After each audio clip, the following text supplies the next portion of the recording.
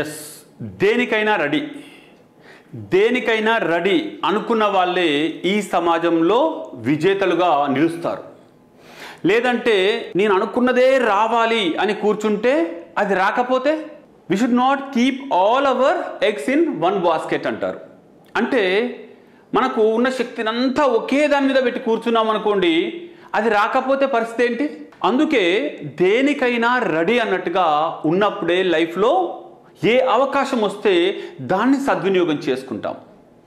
లేదనుకోండి నేను ఇది మాత్రమే చేస్తాను అని బ్లైండ్గా నమ్మి దానిపైనే కూర్చుంటాం. సో అది రాకపోతే ఏం చేయాలో దిక్కుతోచని పరిస్థితి. కాబట్టి బి ప్లాన్ కూడా ఉండాలి అంటూ ఉంటారు. సో సార్ మరి బి ప్లాన్ ఉంటే మన యొక్క ఫోకస్ అనేది ఏ ప్లాన్ మీద తగ్గుద్ది అనే ఒక ఆలోచన కూడా వస్తుంది.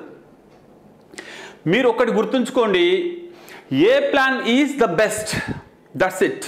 దానికి మనం ఎంత ఇవ్వాలో అంతకంటే ఎక్కువ ఇద్దాం. కానీ ఒకవేళ అది రాకపోతే అప్పుడు ఏంటి అన్నట్టుగా కొంచెము ఆ పడిపోతే కుషన్ లాగా మనకు కాపాడేది కూడా ఉండాలి. అలా చూసుకుంటే మీరు గ్రూప్ 2 ప్రిపేర్ అవుతున్న వాళ్ళు గ్రూప్ 1 రాయొచ్చు. గ్రూప్ 1 ప్రిపేర్ అవుతున్న వాళ్ళు గ్రూప్ 2 కూడా పెట్టుకోండి.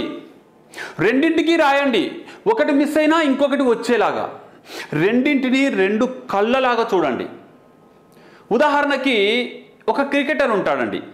ఆ క్రికెటరు 2020 మ్యాచ్ వస్తే 2020 ఆడతాడు. వన్డే మ్యాచ్ అంటే వన్డే మ్యాచ్కి ఆడతాడు.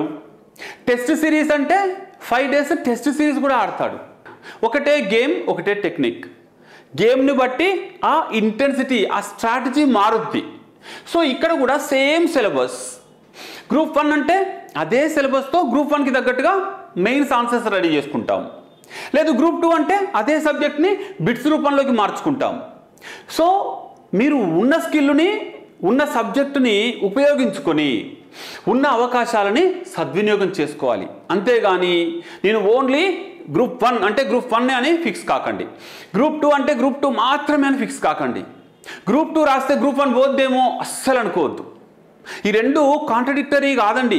ఈ రెండు ఒకదానికొకటి సపోర్టివ్గా ఉన్నాయి. రెండింటి సిలబస్ సేమ్. గ్రూప్ 2 చదివింది ఖచ్చితంగా గ్రూప్ 1కి హెల్ప్ అవుద్ది. గ్రూప్ 1కి చదివింది ఖచ్చితంగా కాన్సెప్ట్ బేస్డ్ క్వశ్చన్స్ గ్రూప్ 2లో వస్తే మీకు ఎంతో ఉపయోగకరంగా ఉంటుంది.